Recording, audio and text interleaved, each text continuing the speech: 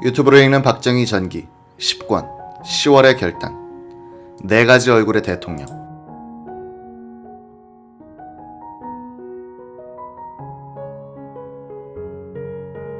최근 기자는 박정희 대통령 재임 시절 청와대 비서실에서 매일 기록했던 대통령 면담 일지를 입수했다.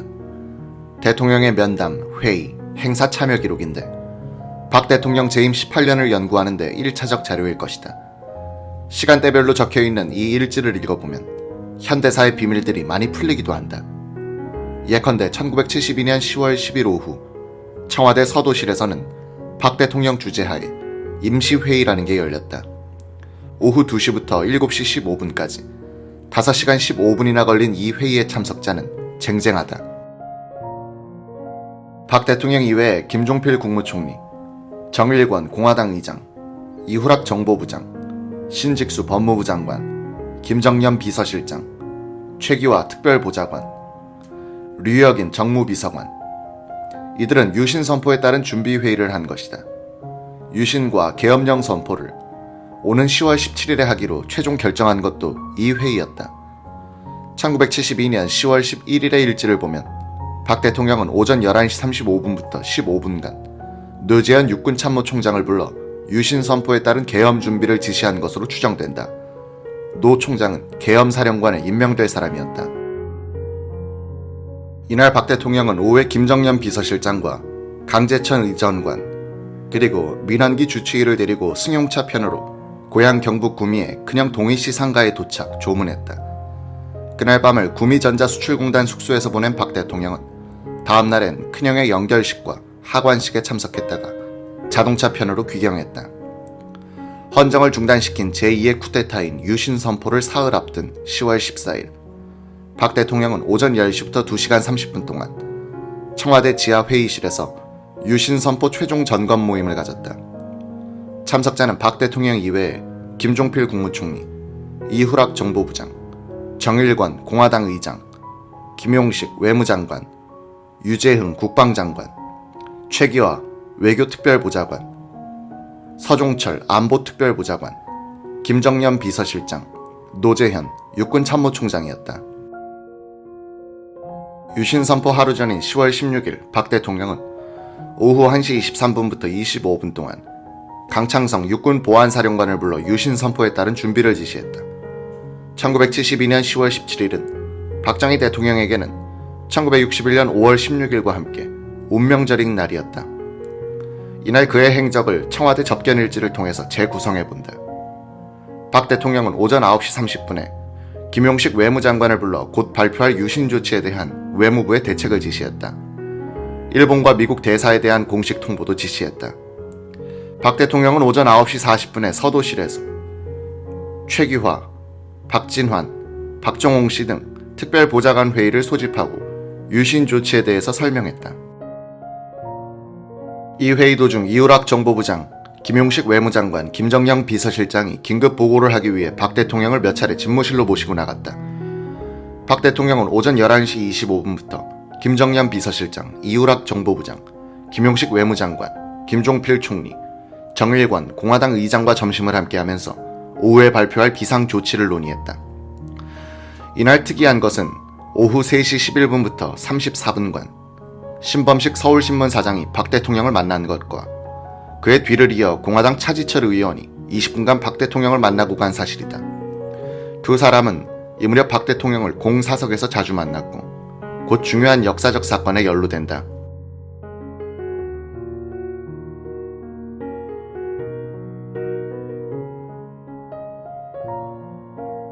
박 대통령은 오후 4시 4분부터 백두진 국회의장, 민복희 대법원장을 초치하여 유신 선포에 대하여 통보했다.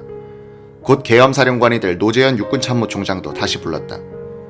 이날 오후 6시부터 37분간 대접견실에서 있었던 비상국무회의는 국회 해산, 헌법 효력 중단을 결정한 대통령의 뜻을 받아 전국에 계엄령을 선포하기로 의결했다. 유신 선포 다음 날인 1972년 10월 18일에도 박 대통령은 바빴다. 전날 국회를 해산하고 헌정을 중단시킨 뒤 전국 비상계엄령을 선포함으로써 5.16에 이어 제2의 쿠데타를 감행한 그는 11년 전 한강을 건너온 기분으로 임했다. 비상사태 선포를 전후하여 박 대통령을 만난 사람들은 찬바람이 돌 정도로 결의에 차 있던 박 대통령이 야전 사령관처럼 보였다고 기억한다. 박 대통령은 대충 4가지 얼굴을 갖고 있었다. 국가 경영자, 즉 CEO로서의 얼굴, 교사로서의 얼굴, 전략가로서의 얼굴, 그리고 권력자로서의 얼굴이 그것이었다.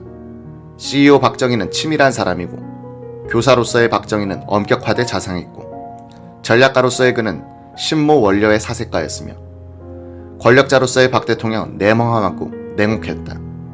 이에 10월 하순의 박정희는 바로 권력자의 얼굴을 하고 있었다.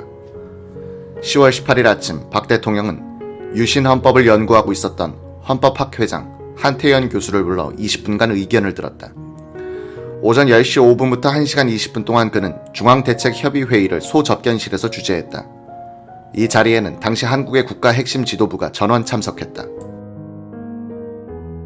김종필 국무총리, 정일권 공화당 의장, 김용식 외무장관, 김현옥 내무장관, 신직수 법무장관, 유재흥 국방장관, 민관식 문교장관, 윤주영 문공장관, 이우락 정보부장, 이민우 계엄부사령관, 김정연 비서실장, 박종규 경호실장, 홍성철 정무수석, 김성진 공보수석, 김시진 민정수석. 유신 쿠데타의 사령관은 박 대통령, 작전참모는 이우락 부장이었고 사령부는 정보부였다. 이때의 정보부는 정부 위에 군림하고 있던 권력자 박정희의 책직이요 고삐였다. 정보부의 힘은 박 대통령의 신임과 대통령에 대한 부장의 접근권에서 나오고 있었다. 따라서 이날 회의도 이우락 부장이 주재하다시피 하면서 각 부처의 대책을 점검했다. 회의가 끝난 뒤 박 대통령은 이 부장, 김 총리, 정 의장을 따로 만나 은밀한 이야기를 25분간 나눴다. 김 비서실장의 배석도 허용되지 않았다. 이날 오후 4시부터 약 30분간 박 대통령은 전군의 주요 지휘관 53명과 유재흥 국방장관, 노지현 육군참모총장 겸 계엄사령관, 최세인 1군 사령관, 박원근 2군 사령관을 불러 비상조치의 배경을 설명했다. 총구로서 장면 정부를 뒤엎고 정권을 잡았던 박 대통령은 권력의 기본이 군대라는 것을 한시도 잊지 않았다. 박 대통령은 이날 오후 6시 47분부터 9시까지 궁정동 중정사무실, 즉 11.6의 무대가 되는 안가에서 저녁을 먹었다. 참석자들은 백두진 국회의장, 김종필 총리, 정일권 공화당 의장, 장경순 국회 부의장, 김용식 외무장관, 이병희 의원, 이우락 부장, 김정연 실장이었다. 박 대통령은 다음 날에도 중앙대책회의를 주재했다. 그는 일본 대사를 초치하여 비상조치에 대한 배경을 설명해 주었다. 오후 4시 사위인 한병기 의원이 찾아와 50분간 장인을 만나고 갔다. 한 의원의 부인은 박 대통령과 첫 부인 김호남 여사 사이에서 난 박재옥 씨였다.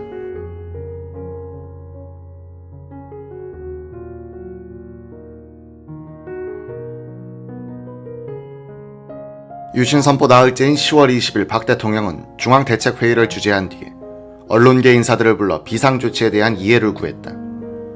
합동통신사장 이원경, 원로 언론인 설국환, 기자 출신 정치인 서인석, 동양통신기자 심연석, 그리고 이환희 문화방송사장이 불려왔다. 박 대통령은 또 내무장관, 서울 부산시장과 지방의 지사들을 저녁 식사에 초대해놓고 비상조치를 설명해 주었다. 10월 21일 필립시 하비브 주한 미국 대사가 오후 7시에 박 대통령을 찾아와 닉슨 미국 대통령에 친서를 전달했다.